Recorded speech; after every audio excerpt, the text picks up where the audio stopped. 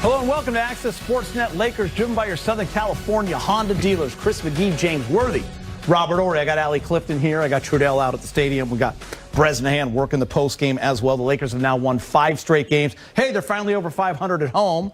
They're now 4-3. They've won 7 straight versus the Pelicans. How about this number, James?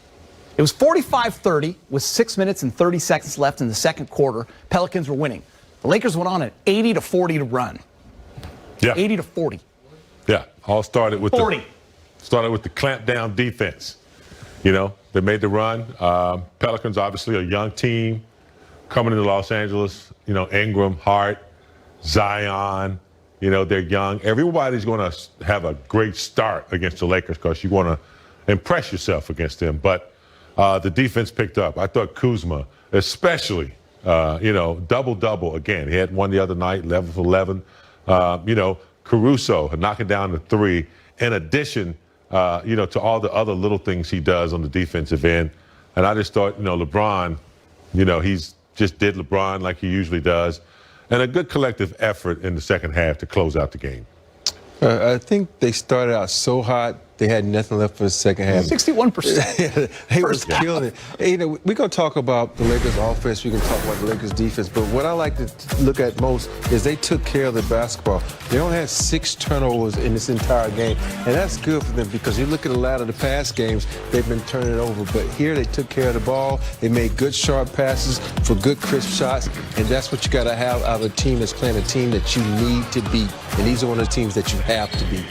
Yeah, the bench playing, everyone getting in again. LeBron James only playing 31 minutes, AD 33. How about this? Kyle Kuzma in his last 3 games, 30 rebounds. Double-double for Kuz off the bench. He's speaking with Mike Trudell. All right, Kyle, you guys come off the road trip. Little bit of a slow start tonight, and then things flipped somewhere in the second quarter. What did you see was the difference there as you guys took over the game? You know, we just tightened up on defense, made them miss a little bit more. And, you know, they missed some shots too, but we also made them miss. So I think that's the biggest thing. We got out in transition and run after we got stops, and you know, that helped. All right, Kuz, 13 rebounds for you tonight, 2 short of your career high, but, you know, you've had to find other ways to impact the game without as many shots, just given what the other talent is on the roster. What is the rebounding focus been for you, and how did that play out tonight? Man, I'm just trying to get in where I fit in, you know, just trying to find my role on this team, and, you know, just trying to bring energy, and that's what I'm just trying to do. Hey, winning is always better than losing. You guys have gotten used to that over the course of the last 2 seasons. What about this new team with the new guys that have come in as you've become integrated with them? How do you think that's going, and where do you have to get to? You know, we still got ways to go. You know, obviously. On that end of the ball against the San Antonio Spurs, the Lakers have not lost a game. Their defense has tightened up, and they're number 1 in the league in defensive rating. Yeah, regardless of how the game starts, sometimes they start out and they pour it on. The defense starts at the beginning of the game. Sometimes they have a little slow start. But it's always the defense that gets them back into the game and activates their offense. 31 assists. I thought it was a beautiful exhibition of the extra pass. Montrez being the recipient of a lot of those dunks. You know, Caruso getting into the lane. But defensively, as Rob said, you know, we knew they couldn't shoot 61% for the entire game. Yeah. And so the defense had a lot to do with that in the second half. I just think if they continue to play defense the way they are, they could be a little bit better than they were last year without the shot blockers because, you know, they congest the paint. They do a good job of drawing charges. So far, so good.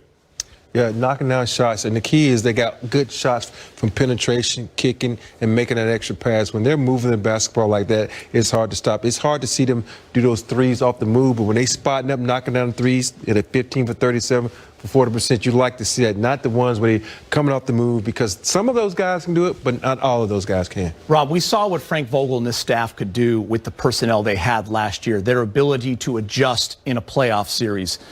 With this kind of a roster, Frank, that staff, they're able to adjust as well. Throwing 2 guys at Ingram late in that third quarter, and all of a sudden you're taking the ball out of his hands. It takes personnel. It takes defensive-minded players, smart players. The Lakers have that. It's fun to watch them start to figure that out this year already. Yeah, the ability to change course within the game is important in this game of basketball because your game plan might not work in the first half, but you got to have a backup plan. And the Lakers are able to execute their backup plan. They got the ball out of Ingram's hand. They stopped Zion from getting into the middle of the paint, and they stopped the threes because they was just shooting the ball like carefree and knocking down shots, and they was able to get the guys, run them off the three-point line, make them make the extra pass, and they also got, some 3-second violations and some, hurried shots down the stretch. James, I'm glad you brought up the offense as well. The 31 assists kind of jumped out at me. I didn't realize that until you said it. They continue to show that they're one of the best three-point shooting teams in the league. 40% again tonight, 15 of 37. And you know what's happened the last couple of games? Low turnover. Just 8 turnovers, under 10. Yeah, taking care of the basketball. Yeah. They got a little trouble last year, early turnovers, too many turnovers, sometimes 18, 19 turnovers, and the opponents capitalized on that. They've corrected that this year. They're making the right pass. They're not making that marginal pass that looks like it's there, and they're not, forcing the passes. So I love what they're doing. They're very patient. A lot of it starts with LeBron. LeBron is so smart. I remember a week or so ago, it was Wes Matthews. He said, I need to get him into the game. Montrez, he gets Montrez into the game. He knows how to find people. Kuz, he's finding shots for people. So, collectively they're doing it. And then when you got a point guard that knows how to do it, it's just extra butter on the toast. Today in that third quarter was KCP. He kept getting the ball, too. KCP had 3 threes in that third quarter. You look at the most consecutive games with 15, 5, and 5. LeBron James to start a season in NBA history, 2011-12. He's with the Miami Heat. He did it 22 games. LeBron this year, we're talking about another streak, Rob. Here it is. He's at 14 games. I mean, tonight he does it again. 21 points, 11 assists. Find out ways to talk about his greatness, so you have to find things to shine on him a little bit more. But LeBron can you can go to any streak or anything in the NBA, and LeBron's name is probably at the top of the 5. True. Yeah, speaking of records, you know who has the most fouls? The third person in the NBA history who has the most fouls in the league? Who? Robert Horry? Yes. In playoffs. Kareem is first. Who's second, Rob? Tim Duncan. And you're third. You know what Rob and I talked about the other night, James? Remember all the time Rob used to always slap the ball away? He would always slap the ball. It was his famous move, right? He'd go like this. And then the other guy would get the steal, though. Yeah, he tried to slap your face, though, first. Did you foul out in playoff games? I fouled out in one playoff game. Yeah. That was in Indiana. I was in a Laker uniform. We was playing Indiana. I fouled out in that game. Game 6 that we won on our floor. When's the last time LeBron was in foul trouble? He had 3 tonight, and they took him out in the first half. I'm trying to think he just plays smart. He just plays smart. And it also helps that he's LeBron James, because we know why people come to the arena to watch him play. But more importantly, he's a smart player, and he plays good defense. He's not a Gary Payton or these guys who use their hands a lot. He uses his body because he's bigger than most guys, so he knows how to position himself to take that blow, and most time people bounce off him. We'll have to ask Allie Clifton later on. I've never seen him play this type of defense. He's been a pretty good defensive player his whole career, but the way he's locked in, picking up star players the last 3 or 4 minutes of the game, locking them up. I've never seen his focus, and I'm wondering if that has a lot to do with AD coming in. Yeah, we'll get to her in a little bit for sure. Let's get to the highlights first. Davis at 17, LeBron 21. Guess what? 21 points, 11 assists for LeBron. He's now speaking with Mike in the media. Hey, LeBron, what did you notice in that second quarter when things seemed to flip for you guys and click in, and we saw the team that more resembled what was on the road trip?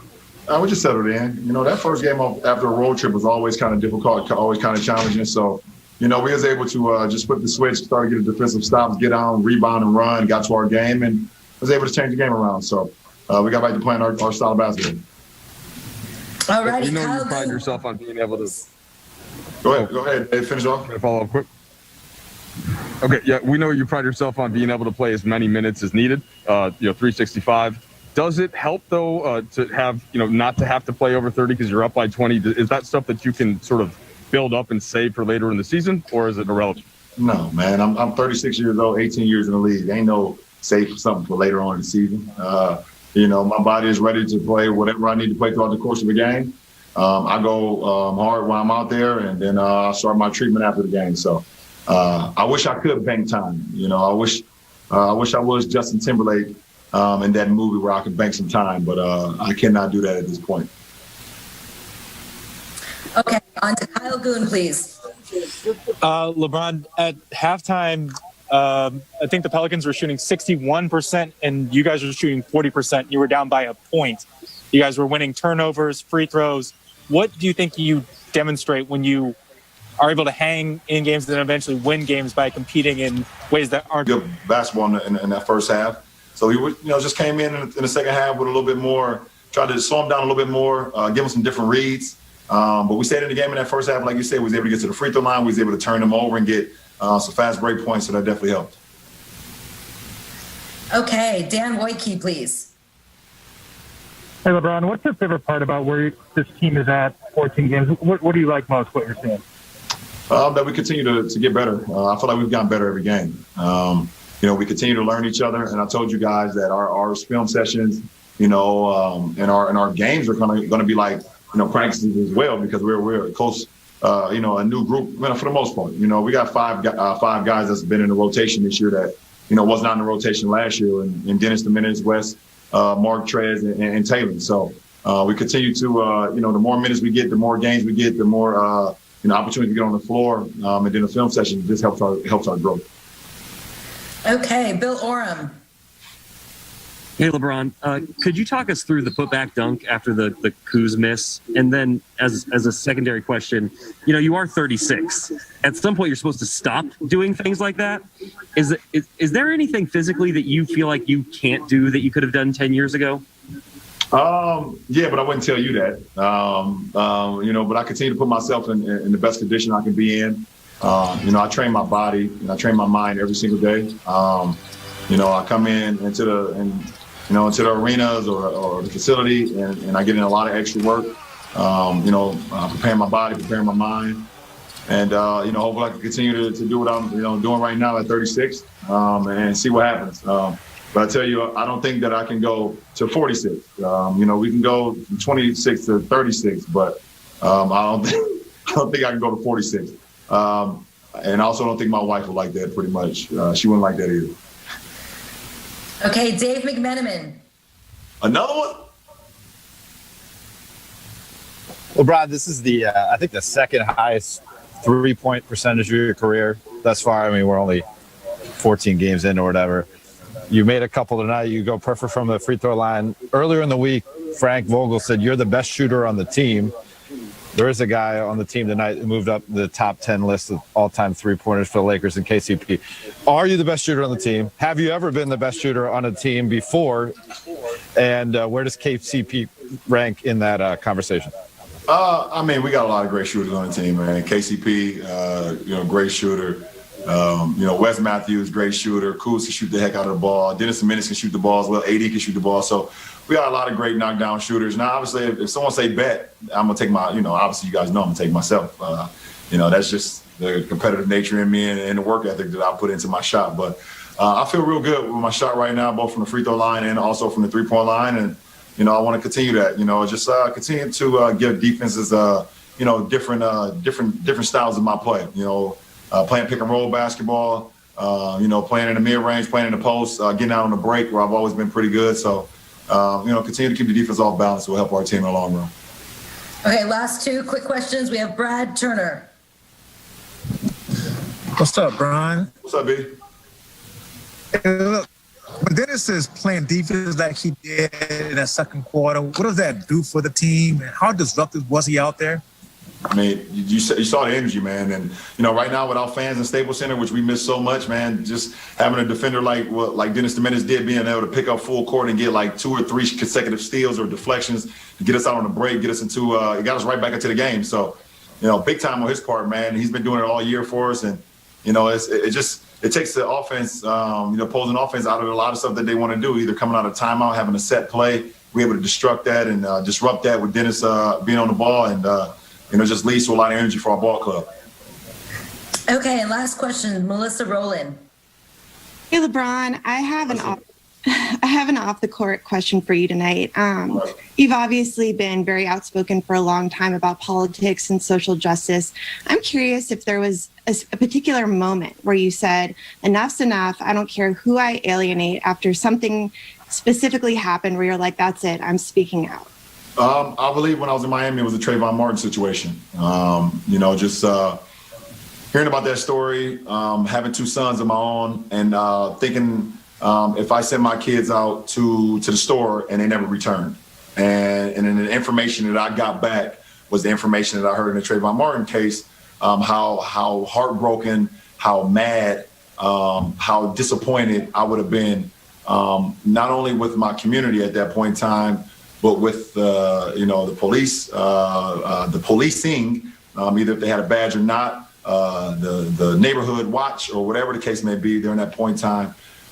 That was the moment where I knew that it was much bigger than just basketball. And myself having the platform that I had, and us as the Miami Heat had at that point in time, we spoke on about that. You can go back and look at a picture of us having we took a picture with all our hoodies on, and just showcasing that just because we got a hoodie on, that doesn't mean that we are a criminal, that we are someone that means harm to anyone, and it's just a piece of clothing. So I believe at that very moment, that's when it began for me, because it hit home for me when I thought about Bronny and Bryce. Thank you. All right, thank you guys. Thanks so much, Mom. Here it is, right behind me. Most fouls in playoff history. Will Smith. I mean, Robert Horry. Man, looking smooth. Kareem 1. Shaq and Tim mixed up. My Shaq bad. 2. Robert Horry 3. Tim Duncan 4. Scottie Pippen 5. James Worthy. So you got to play defense 96. without fouling, Bob. You'd be down in the 90s. 717 fouls. First of all, you need to put beside those fouls how many games I played. I passed. He's playing that baseline area, waiting for those passes. But yeah, I like the hockey. He knows how to finish in the paint. Yes, You're sir. always trying to get more. He already has 11 assists. AD had his third game of the season with at least 3 steals and 3 blocks. He's now speaking with the mic in the media. AD, LeBron said that sometimes you get back from a road trip and it can lead to a slow start, but you guys overcame that pretty quickly. Are there certain things that you just go to on the defensive end? Are there not necessarily a play, or what's a way that you guys do that? Energy and effort. Slow start. I mean, no excuses. Team haven't played in 7 days. They had one game in 7 days, and we knew they were going to come out with a lot of energy, a lot of effort. Thank you. And we were slow defensively. We were slow offensively. I think in the first quarter they were shooting 60% from the field, 62 from the field, 60 from 3, and we were shooting in the 20s. So. It started with DS's ball pressure. He got 2 back-to-back steals and kind of got us going. We fed off his energy. But that's usually what it is. It takes one play to kind of get us going, and we get going. And, when you're on the road 7 days and come home for a couple of days and on the road again for 5 days, it can kind of, wear on you a little bit and, get you off to that slow start. But like I said, we overcame it tonight.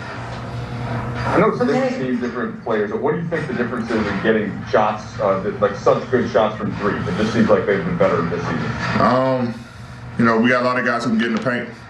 We got guys who can get in the paint, and we're making the right decisions. We got a lot of good looks last year, but, I think this year, Coach put an emphasis on getting to the paint, with our guards, Taylor, AC, Bron, DS.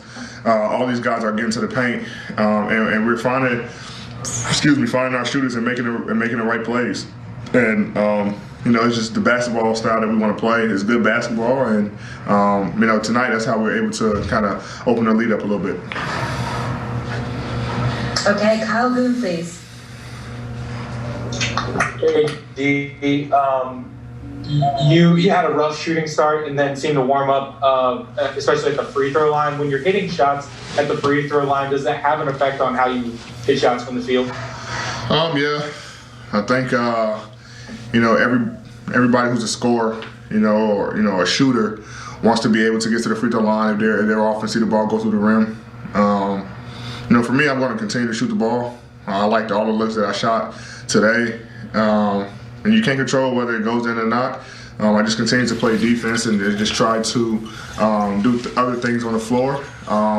And having that energy and doing, the intangibles, it kind of got me going on the offensive end where I started hitting shots and making the free throws. So I just try to play through it and continue to take shots, knowing that I always try to carry the threat of being aggressive anytime I catch the ball. Okay, David McMenamin, please. AD, I'm only asking you this because Frank came out and said earlier in the week that LeBron is the best shooter on the team. You have KCP move up the Lakers all-time three-pointers made list. Yeah. You're shooting way better from three. LeBron's shooting second best three of his career. Can you rank the shooters on this team? He's up there. I mean, Bron has been shooting the ball extremely well this year. Obviously Kenny been shooting the ball. And congrats to him for moving up to 9th on the Lakers list. But I will have to say, Kenny is always, our guy who we look to for shots. Wes is, still struggling to find a consistent three. He's getting open looks, but I still put Wes up there. He's a sniper. Kenny, West. I'll put Bron third, just because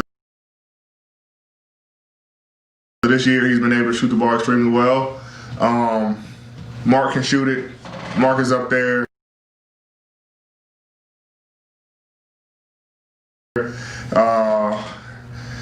And then I'll put myself.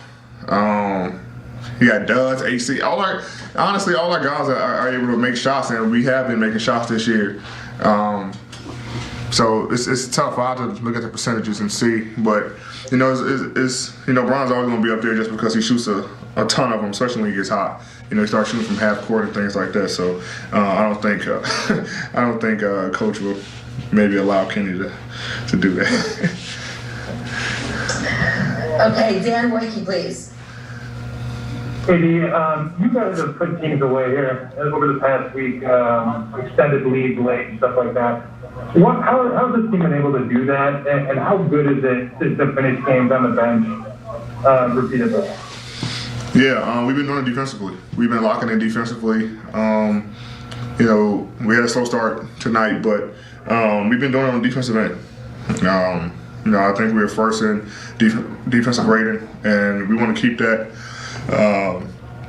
edge. We want to keep that mindset on the defensive end of being scrappy, being physical, one shot, offense for the other team, and it will carry us into the offensive end. But it just starts with our guards picking up full court. Dennis does it all the time, picking up 94 feet. AC when he gets in, and then the big guys protecting the rim.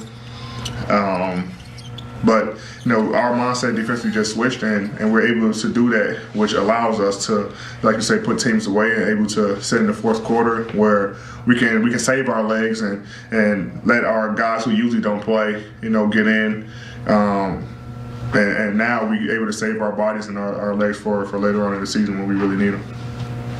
Okay, last two questions. We're going to go with Jim from the Journal-Sentinel.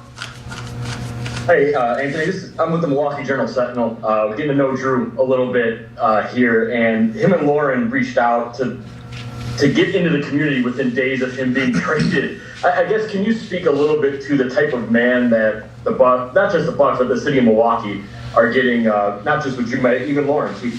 Yeah, great family. Really close friends of mine. Drew and Lo are, two amazing people who love being in the community. Everyone knows the story that their family went through with Lo, and that's a family who everybody seems to get drawn to because of their love and support that they have for any community that they're in. And I think the city of Milwaukee and the state of Wisconsin is getting, two people who are genuine people who really love being in the community and want to help, everyone around them, no matter what it is. And so, like I say, really good friends of mine, and you guys are getting really, really good, genuine people. Okay, last question, Claudia Jestro, please. Anthony, can you hear me? Yes. Yes. Anthony, when they had Zion, Ingram, and Adams on the floor, how tough was that front line to defend and score on? We just made the game simple offensively. Putting them in pick and rolls and knowing that they're a low man team, which means that they're going to pull in and try to stop anybody who comes to the lane from the opposite side, and we're just making reads. And so we just try to play simple basketball tonight. And Zion and Steven Adams are, they're low down there. They're two, very huge physical guys, and it took a team effort tonight, trying to keep Zion out of the paint, make him take tough shots, and keeping him and Steven Adams off the glass. So it was tough for all of us, and it was a team effort against both of those guys, and we were able to be successful tonight. Great, thanks so much, AD. Yep. When you guys see the flames going, what does that mean? You know what time it is. What does it mean, Allie? Rob's time? Rob's time. Rob's on fire. I hate saying that. Drop it. Giving you that. Get to it, Rob. What are you even breaking down today? Let's roll this thing out right here. Years old. Another dominant second half as the Lakers win their 5th straight. Let's hear from head coach Frank Vogel. He's speaking with Mike in the media. Hey, Frank, AD talked about in LeBron also the start and then how things kind of flipped around. What are you as a coach looking for if you don't quite have your best energy in the first couple minutes? Like, are there certain things that you want to get to that starts with the defensive end? Well, yeah, you said it right there. I thought we played with good energy to start the game, but we came out cold. We couldn't throw it in the ocean in that first quarter. And those are the situations where your defense got to carry you and keep you in games, and give you a chance for that offense to come back around. And